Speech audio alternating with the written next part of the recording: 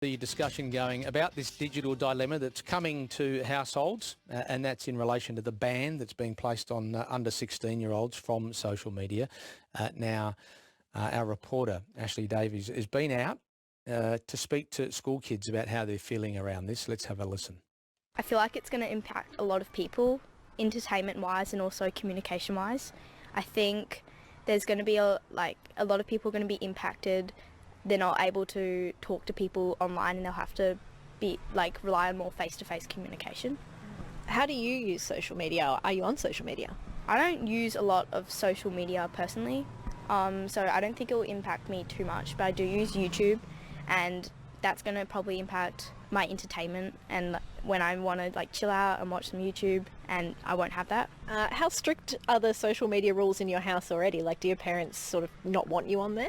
Yeah, my parents are not a fan of social media, and I think they're trying to hold off for as long as they can. How do you feel about, with summer coming up, like the summer holidays, and you won't have social media? How do you feel about communicating with your friends? I think it's going to be a lot harder because, especially without school, and you do a lot of communication throughout school, I think it might be a bit harder to organise things, but it still will be possible. Do you ever call your friends on the phone? Yeah, I do. Do you? I do, yeah. For just to catch up or even to study sometimes. Just call them and just hang out. Oh, I love to hear that, because we're always hearing that young people don't know how to call or answer the phone, but you do. Yeah. I know that you're not really on social media, but have you ever been on there and had a bad experience or seen something you thought maybe you shouldn't have? Not really, but I have heard stories about friends in my year group who haven't done the nicest things on social media and can use it negatively. What do you mean by that? Like cyberbullying, really, and not saying the nicest things, using it as a way to treat people badly, which is not great. And it's things they wouldn't say face to face. It's because they have that barrier of social media. They feel they can say these things. How do you feel about social media? Do you think it's a good thing, a bad thing? I think it's good, but it needs boundaries, especially with people growing up and maturing at that adolescence age. I think it needs to be monitored, but it also is quite beneficial, especially with that communication aspect. Hey, my name's Daniel Owen, I'm 16. How long have you been on social media for? I really went on social media when I was 14. I've basically been using it ever since to talk to people, look at stuff. Is that the main way that you communicate with your friends? Yeah, probably if we're organising to meet up or do something, we'll pretty much do it over Snapchat or something like that. So I do find it really helpful for that. How would you feel, obviously you're 16, but how would you feel if, say, you were 15 and you were coming into summer and all those apps got taken off you?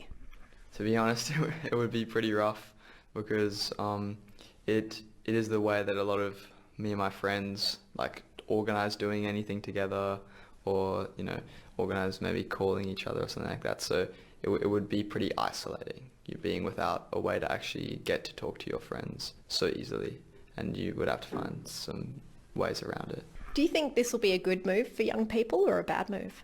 I think it's a bit of a difficult question, because I think there's definitely quite a lot of benefits to making sure people aren't, overexposed, spending too much time, or there's obviously a lot of cyberbullying and there's risks there.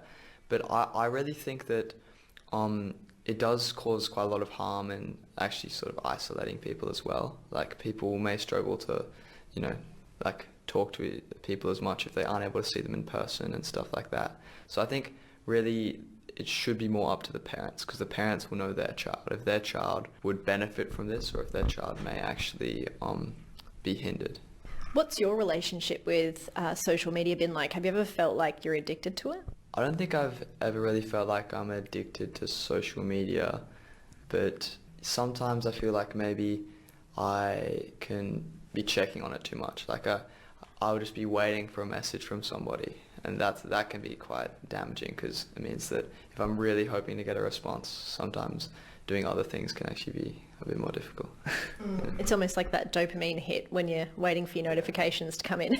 Yeah, and some of these apps, they definitely do have ways which sort of make you want to just keep going, like Snapchat streaks. It just causes stress and keeping it going. So there's definitely a lot of stuff like that which just definitely can be damaging to especially younger people. I know you guys are 16, but are kids talking about the fact that the ban's coming in? I've definitely heard some people talking about it. In my sort of area, it's mostly negative, but some people definitely acknowledge the fact that it does help with the development of people. Do you think you know some people who will try and get around the ban? There are definitely people who are going to try to get around the ban. Like with how it's all been done before with age restrictions, everyone will try to get around it. But it seems like from what I've heard, they're putting some methods which would be quite difficult to go through. There you go. That's a sort of an insight, a snapshot of what younger people are thinking as they head towards December 10 when this social media ban comes into place. Okay, Paul Litherland, cyber safety educator. Of course, he's the founder of Surf Online Safe, and he was the 2022 WA Australian of the Year as well. Joins me in the studio. G'day, Paul. Gary, good to see you again. Okay, just reflecting on some of what you heard there in terms of the points of view that were being made by the people who were under 16 or 16. What do you think? I mean, are they're hitting the right notes in terms of their concerns? Yeah, I think it reflects a societal sort of review of this, and the fact that there's a lot of uncertainty. Will it impact? Will it not impact? Some it will, some it won't, and how they're going to, I suppose, adjust how they do things, and a change that you and I probably never would have been through. I mean, we've known the internet half our lives, and our interaction and communication was vastly different. Most of these kids have been doing their communication styles as such their entire life. So that transition, I think, was reflected. Yeah, and of course they talked about some of the platforms that they use to communicate. And, you know, I could say, well, you'll just have to text each other or actually speak to each other. And that sounds like the old daddy sort of things to say, doesn't it? You know, what's wrong with picking up the phone and calling your friends? It always has to be messaging, etc. Yeah. But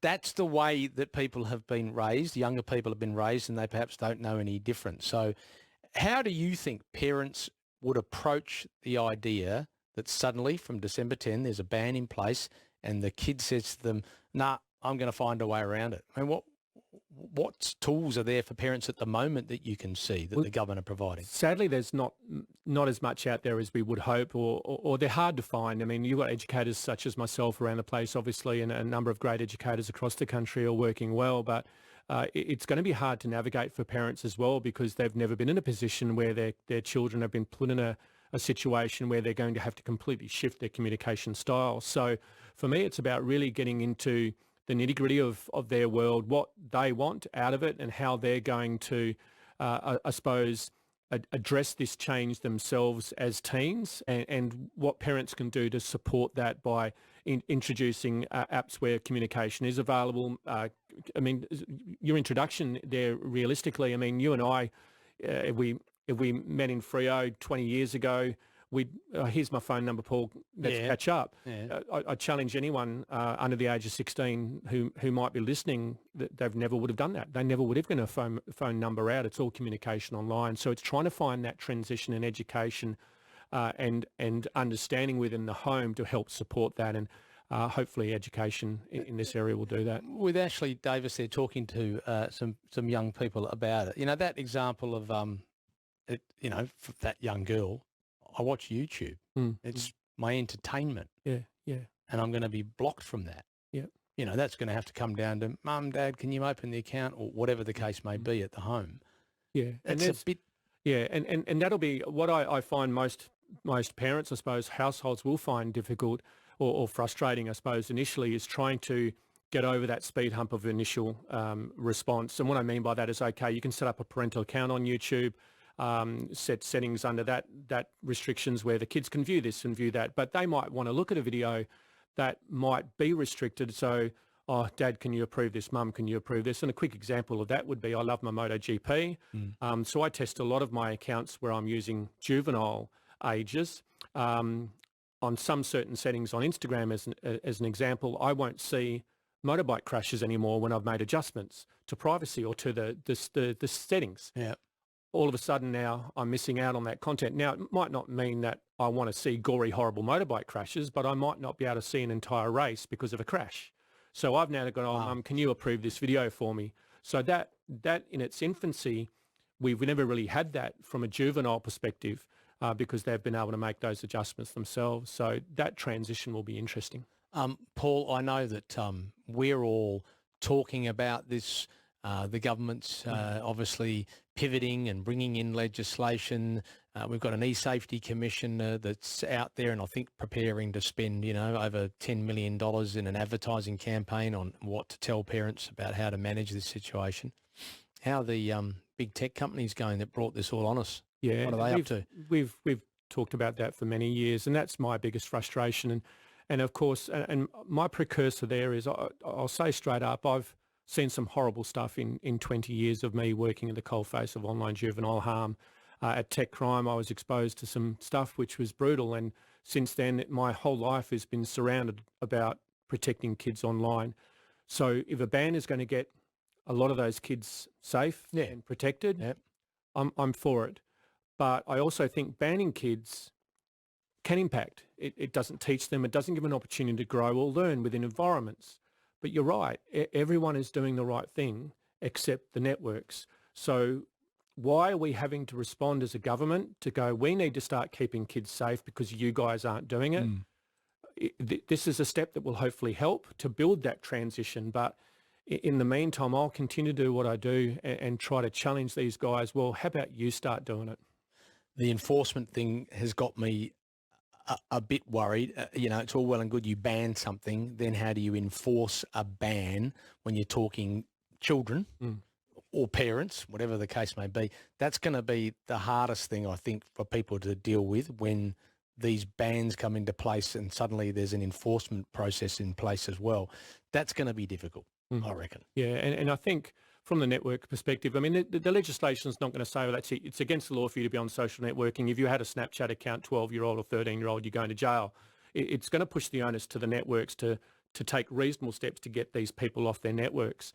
So that in itself is okay. Hopefully our e-safety commissioner, Julian Grant, does amazing work and keep throwing fines at Meta and Snapchat and TikTok. Big one. But again, what's the response happening in the background? So for me, it's about continuing to challenge them to go, okay, you continue to build steps that will assist us so we don't have to introduce this legislation or these types of legislations.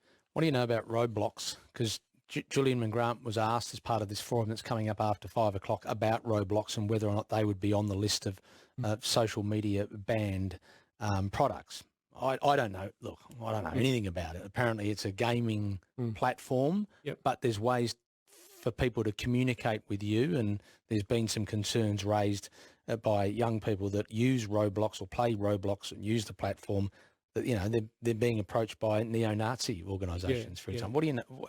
And I find a lot of our online offenders, our radicalisers and anyone, groomers, predators, hey, anywhere where there's kids hanging around, they're going to hang around. So these gaming environments are very strong in that regard. So yes, it's not a social networking environment as such, but if children are chatting in closed servers, so private servers with their mates, or open public servers on an open game with any random, then they're going to be exposed to risk. So they are still socially interacting. They're socially networking in those environments. So, and of course, I'm not advocating that's it, let's chuck games all in the ban as well. But again, what it comes down to is how can a 50-year-old man wander into a child's game, pretend to be a child and interact with the child? Okay, so as much as we can build legislation to try to protect children, that shouldn't be allowed to happening from a network perspective. Yeah, exactly. No, you're right. So, and that should be on the onus should be on the tech giant millionaires that that have built their entire lives off the back of this stuff, and now we're all trying to deal with 100%. The mess that it's caused. I mean, it's and just on that, just quickly is so. Instagram again is an example, which is one of the apps mainly used by a lot of teenagers. They do have settings or privacy settings or parental control settings from 13, 14, 15 years of age. So my argument is, okay, if we're not allowed to have 16-year-olds or under 16-year-olds on social networking or Instagram in this country, does that mean Meta will go, okay, well, what have we got these settings for then? Let's just turn them off. Right. So that means they've now lost that ethos of protection again. So we need to continue to build that culture to get the networks to respond. Hey, just whack those headphones on for a second, will you, Paul? Daniel's there. G'day, Daniel. Yeah, Gary. You just want to make an observation about YouTube? Well, that and Roblox. Yeah. Roblox is notorious for child predators. They lure small children on that site. They can give them gifts on there, which then can translate to real-world money or real-world products. And it's very well documented that one particular game is full of predators. On YouTube, mate. Yeah. So Facebook and Instagram, TikTok, you can't view any content on there without having an account. You can't, like, you get a page come up and say log into your account. With YouTube, you can view any video without any login at all. As a guest. Yeah, Because I think you click on the guest icon, don't you? Actually, that's a point. You just click on the video. You don't need any login at all for YouTube. And YouTube it's all got the same content as TikTok and Instagram and Facebook. Yeah, so you're one click away from the content. What do they do there, Paul? What are they going to do then? Well, again, what they'll have to do is maybe make an adjustment similar to, I suppose, what Yahoo do in regards to if there's videos, it'll be blurred on the screen. You'll go click on it and then you go, okay, you need to log into an account to prove that you're an adult in order to see that content. Okay, so again, it's a starting response. Google, to respect to them, are actually responding quite well. Again, many of our big tech organisations are responding with just tokenistic responses. Yeah. So we need to get that ethos, and Julian Messens says it quite well. We want to build that ethical design or a safety design by principle, by how the internet's designed. And I've said it here before, I built a gazebo next to my pool a couple of years ago, and the amount of stuff I had to jump through council to get it up and running was warranted. Yeah, okay, because if I don't put it up correctly, someone could get hurt. But you can jump online, create an app, an environment. There's no rules. So we can get that going. We'll be okay. And like I said, whether I'm for or against the ban, I think that's a moot point now. It's here. Okay, I want to continue to support kids, whether that's because they're upset and worried now because they're off social networking, or they're happy that they're off social networking. I'll always support them. But for me, I think we need to continue to, okay, if this introduction of legislation is going to assist that percentage of kids from harm, I'm all for it. But let's continue to push the networks so that countries like ours don't have to respond legislatively. So it's hard to say that word with my new teeth, my braces in, but so that's what I want to get. I've obviously seen what Donald Trump has done in the last 24 hours in relation to, the Middle East conflict. I would love to see him stand up to those big tech companies in only the way that he can or tends to when he wants to. Yeah, but he only had dinner with them the other night, mate. Yeah. I know. And they're all sitting around the table. I know. And when we talk about online harm, I just had a little thought when I was hearing the interview regarding the issues in Gaza, the reporter made a great comment. Just because this has occurred doesn't mean the famine stops. So you push that analogy to social networking and to online harm. Okay, just because we banned doesn't mean that kids aren't going to be harmed. That caller was 100% right. Exactly. Our kids are being exposed to risk on Roblox. But what are Roblox doing? Not enough. Last one, Jason's there. Hello, Jason. G'day. Mate. Yeah, I've just been listening, and I'm in full agreement with a lot of what you guys are saying. The harming component of these things. Where I have an issue is that when we're banning people, we're not looking at, or there's not a system that's looking at the carrier. For instance, porn is made around the world. There are ways that people can access that sort of stuff, but you can't put it on free-to-air TV. You can't put it on commercial TV. Yeah. And if it did happen, licenses would be taken away, people would be fined, and the carrier is the one that is made to actually conform. Yeah. And if I could respond to that perfectly, in the fact that there's legislation governing our media organisations. There's legislation controlling that if you don't post something on the front page of the West Australian unless it's 100% correct, no, you can't stream porn online. We've got different standards. There's no rules on the internet. That's the difference. I mean, when I was working at Tech Crime, honestly, mate, we'd close down a child abuse network. Incorrectly referred to as child porn. We'd close down a network on a Friday. We'd have a couple of beers to celebrate. We'd come back Monday and it's up again. Why? Because the internet service company, the host, millions of websites, billions of websites they host. They don't really know that that particular account that's been created might be hosting serving pornography. Yeah. So it's not until you report they close down. So if there was a piece of legislation that would stop them doing that, okay, and I say this, and again I pick on Zuckerberg a lot because he's been the coalface of social networking for 20 years. He keeps walking in and out of Senate hearings for one reason. There's nothing the legislators will do, okay, because he knows there's nothing they can do, okay. So Section 230 of the Communications Decency Act in the US. So his argument is this: why am I going to waste my time protecting when there's no legal obligation on for me to do that? So the day a CEO goes into a prison cell, that's where it'll change. Yep. That the next child, with great respect, and I've had 11 of them,